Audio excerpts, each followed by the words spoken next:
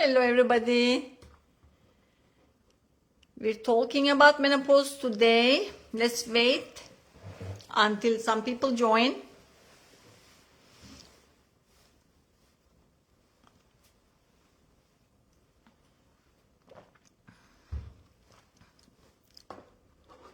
Okay, let's start now. Hope everyone's fasting week is going well.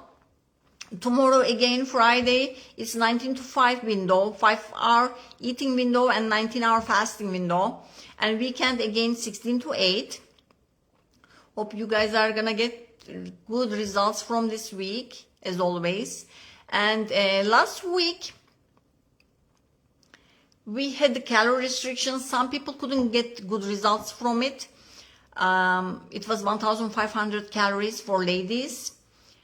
So 1,500 calories, sometimes we may overestimate things, sometimes we don't include sauces, for example. These are all estimates, right? Especially if you're not scanning anything, you're cooking at home, these are all estimation. So 1,500 calorie was the safest for ladies, for average height lady. That's why we started with 1,500. As you know, we want to go down slowly. So next time we do calorie restriction, we're going to go down to 1,300, 1,200. Okay, that's going to be our 6th and 7th week. So next time, hopefully we will get good results. But I want you to see, as you see, like you put down the numbers, you tracked it, 1,500, as you see, it's like too much. We didn't lose weight. So it means that average height ladies need to consume around like 1,300, something like that. Okay? As you know how hard it is to lose even 1 pound weight, right? You need to do 3,500 calorie deficit in 1 week. So it means that 500 calorie deficit a day. So just to lose 1 pound a week. So as you see, we're just eating too much, or we're not moving much. That's what's going on. Okay, so next week is alkaline diet week. Okay, so after that we're going to do our calorie restriction again. We'll talk more when it comes to it. Okay, so today we're talking about menopause, mainly menopausal belly weight gain. Okay. That's why during this challenge, weight loss challenge, I wanted to bring this. Last week I brought thyroid related weight gain. Now it's menopause related weight gain. So many women may gain weight during menopause. Extra pounds are inevitable. Okay.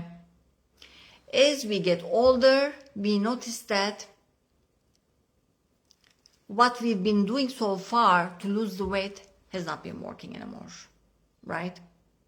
You go extra walk, hike, you do extra, calorie restriction, or, you stop eating in the evenings, you reduce your calories, but it's not working anymore. It's just like everything you're doing feels like it's working against you, okay? That's what's going on with menopause.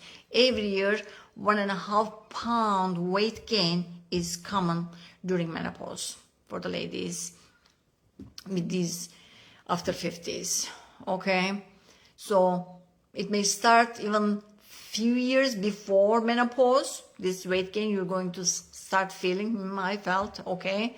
So it's very common, and you need to do more to be able to prevent and get rid of this belly fat. Okay, so why is it happening in postmenopausal women?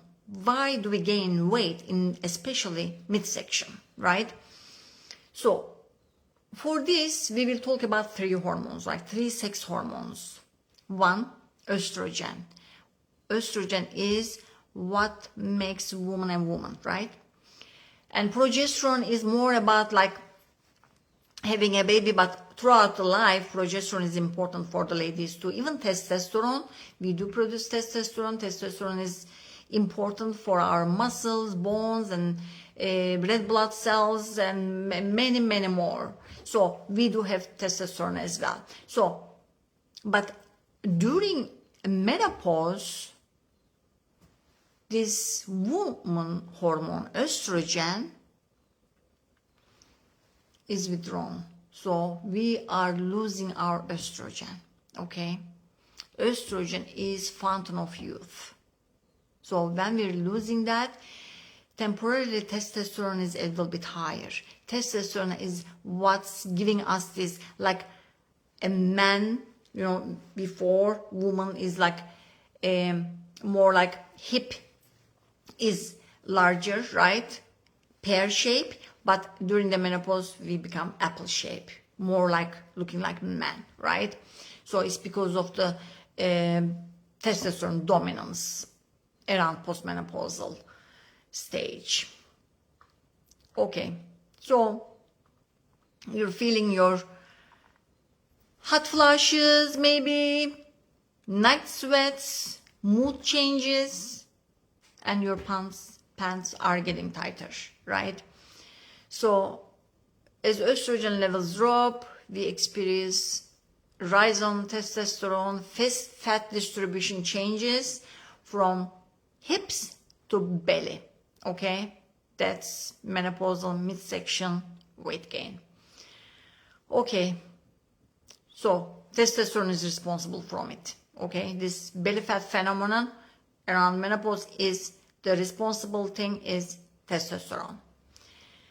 Okay, the hormonal changes of menopause tend to make it more likely that women will gain weight around the abdomen, and that will cause metabolic diseases. Okay, because, okay, why not? Oh, it's okay, I can live with it. No, you can't live with it. Okay, so we have to do something about this. Okay, so the nature is telling us that, okay, it's time to move more to preserve muscles and bones. That's what nature is telling us at that time. So please take it like that, okay? So muscle mass goes down, okay? So there are, of course, genetic factors with that too, but mainly it is the, you know, unfortunately, that happens to all of us, hormonal, okay? So with the age, we're losing muscles while we have more fat. We're losing muscles, we're losing bones, okay? So we need to turn this around, okay? Even though naturally this is happening to us, we have to turn this around, okay? We have to build more muscles, bones, and lose the fat. And this doesn't happen by itself. We have to do something about this. That's why we're doing this challenge until end of this month, okay? We have to do something. And of course, in 6-7 weeks, what we're doing, we may get result, but this has to be lifetime, right? That's why this is also teaching time for you. This challenge is going to teach you a lot. The first time maybe you're putting your calories on an application, right? Phone app. So the first time maybe you are tracking your calories, but we learn a lot from this tracking our calories, okay? So we are going to do a lot of things to do to prevent and reverse this belly fat, okay? So why it's happening? So why are we losing muscle mass, bone mass, and we're gaining weight, right? So why do we have metabolism change? When these things, belly fat is happening, there is inflammatory state. Our mitochondria, you remember we talked about thyroid and mitochondria connection, it's the same thing, okay? This menopause, belly fat, and aging and mitochondria connection. So what's going to improve this mitochondrial function again? That the only single thing is exercise, okay? So, okay, eating is good, good lifestyle and everything, but they are not going to produce more mitochondria or increase mitochondrial function. Even if you just eat good and sit around, it's not going to. So, we have to do stimulation to our cells, which means produce more mitochondria. Mitochondria work better. So, energy central energy, like a powerhouse. Mitochondria are powerhouses. That's where energy is produced, okay? So only exercise is going to stimulate, okay? So basically you're telling your body to produce more by exercising. Otherwise, use it or lose it, okay? So most people become less active as they age, okay? Paying attention to your activity and trying to move more is going to keep us healthy. Okay, so, and along with, we're going to focus on our diet, like we're doing in this challenge. We're eating alkaline diet, and also we are doing intermittent fasting, right? Okay, so how risky is this weight gain? Okay, we gain the weight. Okay, why not? It's just, nature does this to us. Okay, just live with this? No, right? We've been talking about it. This is dangerous fat, organ fat, visceral fat, right?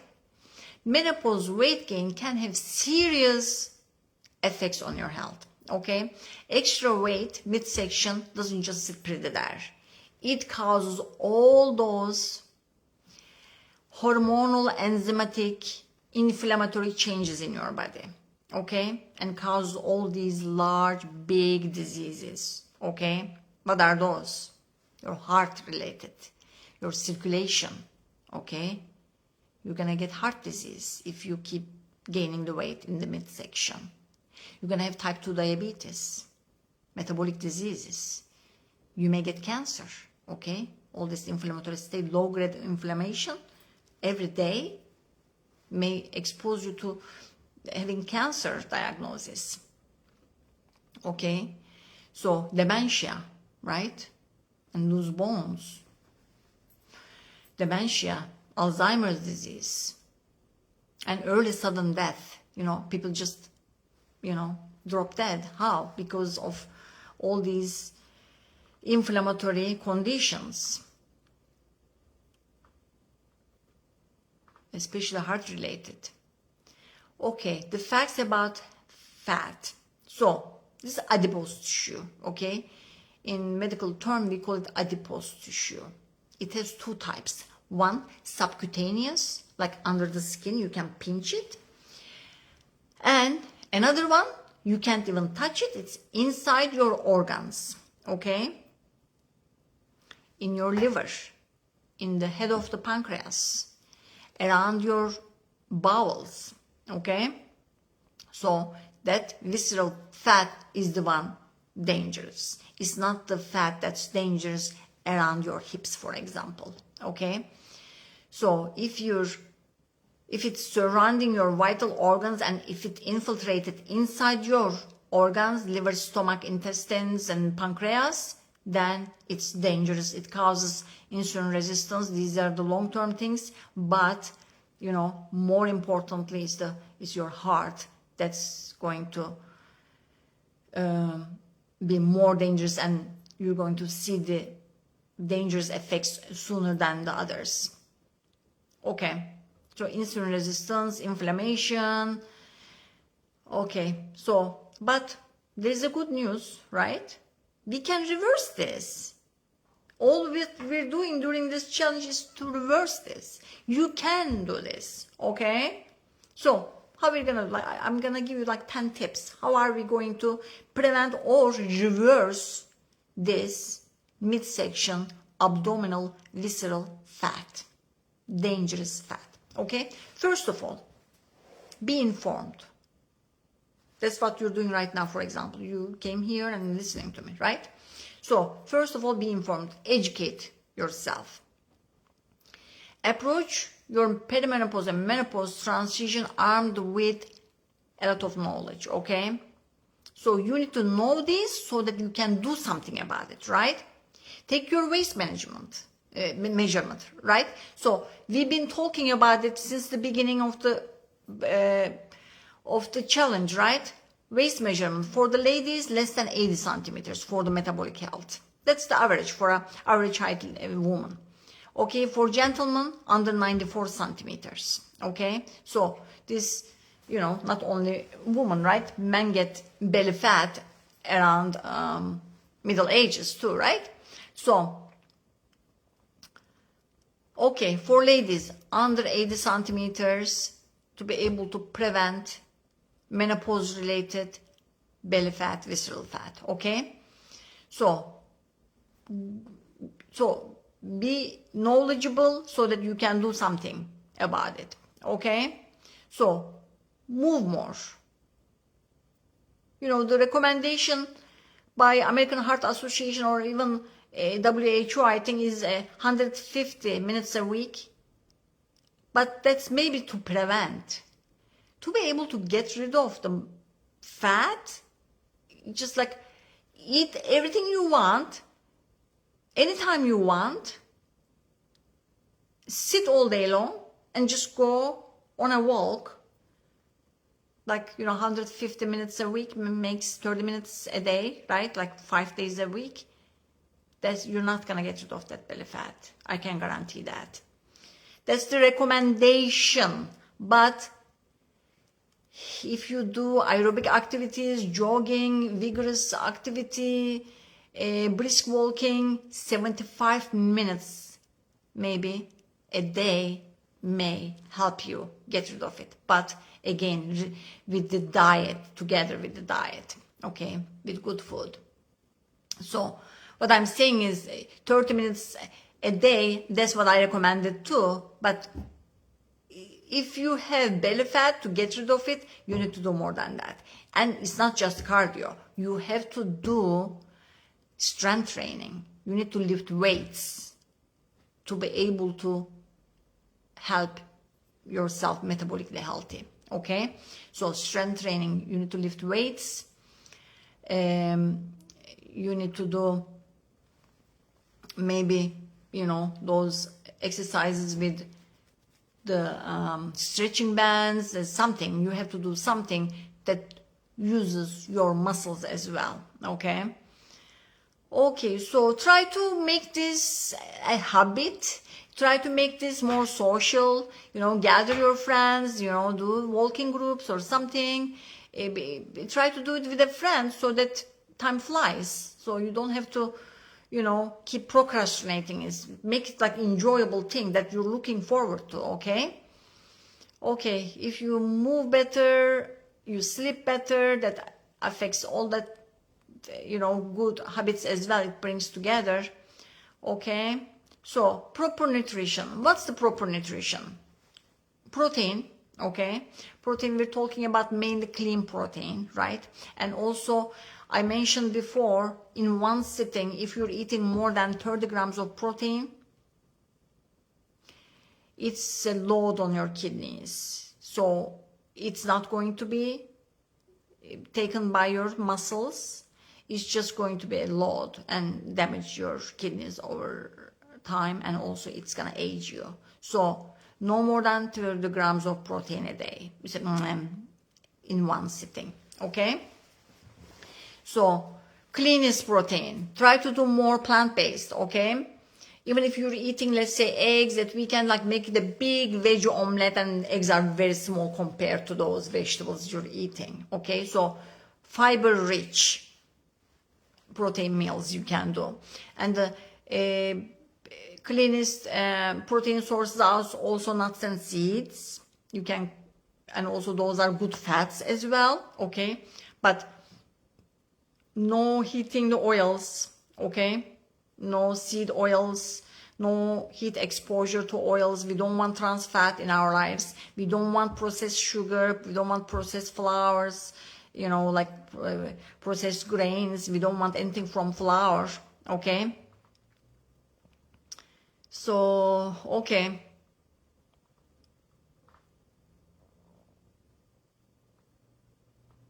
more fruits and vegetables, okay?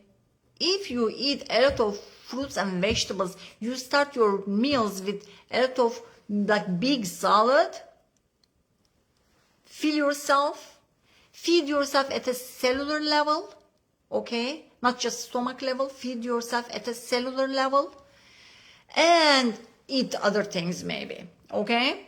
So get your micronutrients first, okay? Okay, whole foods, look, a lot of fiber, fiber needs to be more than 50 grams a day. So counting calories on those apps helped you track your fiber intake too. If you can go back and look at it, how much fiber you consume a day, it's very important. Fiber is not food for you. Fiber is the food for your gut microbiome, okay? You need to have a good gut microbiome to be able to have healthy gut. Gut is the center of your body. That's why it's in the center of your body, because immune system, like digestive system for sure, but immune system, energy, and your mental health, everything is connected to your good gut health. And you can't achieve this good gut health or being healthy overall by just eating macros only. You have to have your micronutrients, okay? You need to feed those good guys in your guts as well, okay? You need to get rid of this sweet habit, sweet tooth, It is difficult, I know, but it takes only like a day or a couple days, at the most 3 days, to get rid of these like soda and, energy drinks, this and that, okay? Water is our drink, okay? Okay, so let's not mess our gut microbiome from the good food we're eating with sugar, alcohol, and smoking too. So if you're smoking, you don't even need to worry about other things. First, quit that smoking, okay? Just like, if you do all these good things and you smoke also, you just aren't doing all those good things. So just, I don't even want to imagine anybody smoking here, okay? Okay, behavior changes are important, okay? So that's why stress is very important. Stress management is very important. As we know, cortisol is a very important hormone for our body. That's the one that makes us get up from our bed and get ready and go to work, right? You need that cortisol, but to the certain level. So if you have stress all the time, stressful situations, you're taking care of a lot of people, and you're not having good sleep, and always deadlines, always stress, then you're always storing fat. Never a break, okay? Your body, when it senses the stress, it keeps storing the fat for the rainy days, thinking that bad days are coming. So that's why stress reduction is very important. How are you going to do that? I know it's hard to find the time, but you have to make that time to sit down and do some breathing exercises. Use those apps, maybe like there's Calm, there's Headspace, all those breathing exercises. Even if it's like in your restroom, in like when you're maybe, in your bathroom, even when walking, put in your, earphones and listen, do the forest bathing, in the nature. Spend some time with yourself too. Sit down and ground yourself, okay? Do some meditation. That really helps. It shows it's better than the medications. It's, proven in the studies. So you don't need to go invent the wheel again. It is already proven, okay? So find a community. Community is very important. This is the age, this is the time usually people isolate themselves too. So don't be one of those, okay? Even this group is to create this community, okay? You can be more active in this group, create a community and create your local community too. If nobody's getting together to go for a walk, maybe you should be the one who arrange and bring people together. Just do something, go out and mingle, okay? Just it's going to help with your stress as well, and then overall happiness, okay? So sleep is important. That's why let's not go to sleep very late, okay? The best quality sleep before the midnight, okay? So if you can do like 10 o'clock, for example, stop looking at the screens. You don't get the blue and white light from those screens. Eyes are part of the brain, right? So you don't want to keep exposing your eyes to those lights before sleep, because otherwise you cannot sleep. Your brain never turns off, right? So make sure you're getting, you're going to bed early, and then naturally you're going to wake up after your brain rests, and 6 hours, 7 hours, then you're going to wake up when you're ready to wake up, okay? So don't go to bed late, basically. And don't do things that makes you go to bed late, like drinking too much tea, coffee. Don't do things late, okay?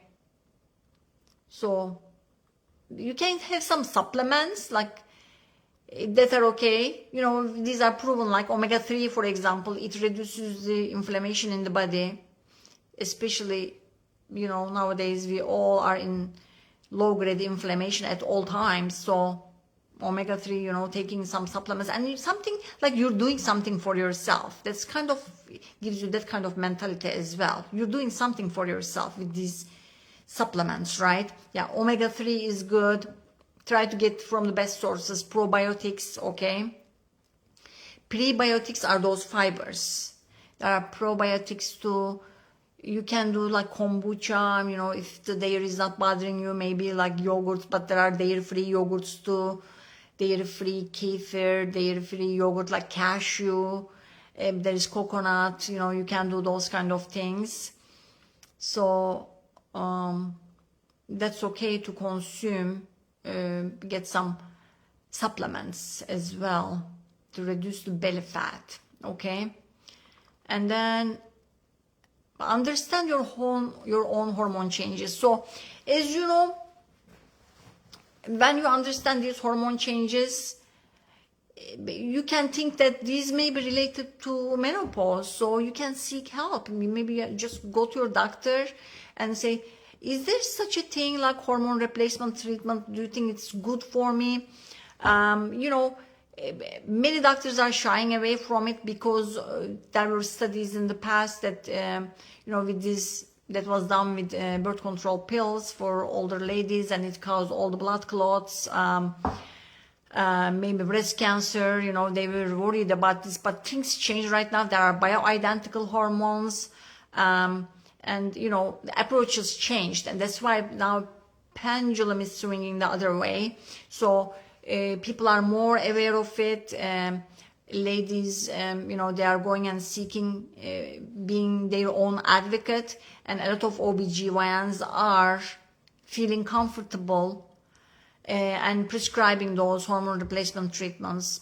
And there is no one size fits all for everybody. It's a different prescription. Some ladies lost uterus already, those adjustments or different formulas of hormone replacement treatments are possible. So maybe that's an option for you. Go and ask your doctor. So next week I want to talk about this hormone replacement treatment, give you more information about that so that you know what you're asking.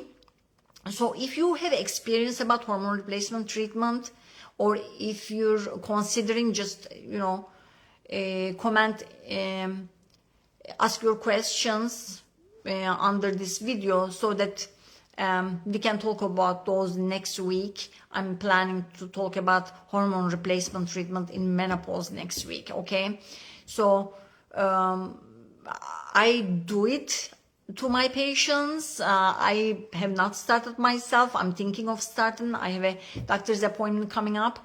I mean, I will share my experience. I'm doing it just to get the experience, to be able to, you know, give recommendations to people to see how it's going to affect me as well. So I'm really looking into it, okay? And also for you, I want to educate you guys from my experience as well. So intermittent fasting, okay, this is what we're doing, right? Intermittent fasting is the best, one of the best thing that you can do for your midsection menopausal belly fat gain, right?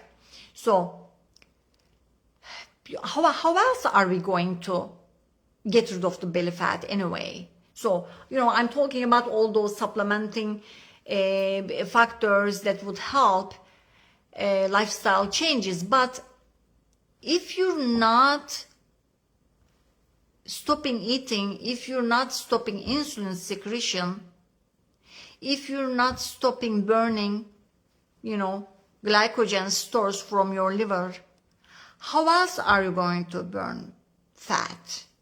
There is no other way. That's why this 16 to 8 window is so crucial. That's why we're doing this here. That's why some days, you know, Monday, Wednesday, Friday, we're doing deeper so that we can get into deep fasting on those days, deep autophagy. So, yeah, I mean, there is no other way. First, the food needs to stop coming, you know, carbohydrate needs to stop coming so that your body starts looking into other energy source, which is fat, okay? So there is no other way. That's why this intermittent fasting is so important. With this intermittent fasting we're doing, you're not only getting rid of your belly fat, as you know, you're losing weight, increasing your metabolism, because fat burning is starting, right? Just churning, like, and then mental clarity. Okay, ketone bodies clear the mind. Okay, not in the long term, but you know, these little bursts of ketone. Ketone burning, fat burning is very good for our brain. Okay, it increases concentration. It increases energy. You're going to feel sharper on the hours, you know, after you get used to it. Not until you get used to it. After you get used to it, on the hours of fasting, you're going to feel sharper. Okay? You're going to reduce your insulin resistance. Okay? Reduce the risk of developing type 2 diabetes. You're going to reduce the overall inflammation in your body. What else is going to give you this? Not even exercise. Nothing is going to give you this. Just on the fasting. Like our ancestors did. Like, you know, in those times that they did not have access to food. Okay? That's what was healing them. Okay? So, the brain, Alzheimer's, like dementia. What's dementia? What's Alzheimer's? It's misfolded, junk, old protein storage, right? Protein is like mess. It's a mess in our brain. What's gonna clean that? Nothing else. Just fasting. When you're fasting, your body cannot find the food and goes and eats those amyloid plaques in your brain. There is no other way. Nothing else does that. Okay? So, if we're getting forgetful, that means that, okay, it's past time for you to start a fasting regimen. Okay? So, the safest one is, easiest one is, as I told you, 16 to 8. That needs to be a lifestyle. Early dinner. Early dinner is the best. Okay? Okay, so, okay, that's why, as I told you, we're focusing in our challenge until end of this month, alternating these, you know, fasting, calorie restriction, alkaline diet, for you to have the knowledge and the skills so that you can continue these like lifetime.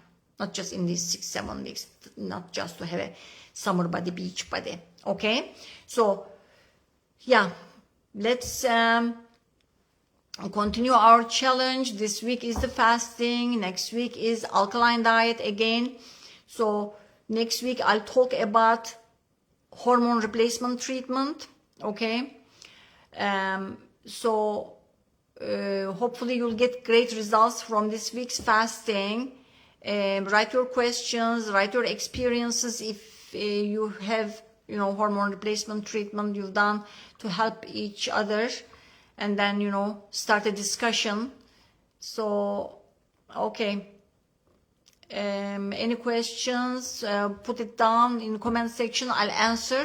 Okay, so alkaline diet, you already know what to eat in alkaline diet. Okay, more fruits and vegetables, that's it. Okay, you know, eat your beans, grains, all those unprocessed other, you know, lentils, mushrooms, all those nuts and seeds, but fruits and vegetables raw, that's the most alkaline. Okay, so time to finish up today. Okay, I'm expecting your questions, I'll answer them. I'll see you next week. Okay, have a great week. Bye.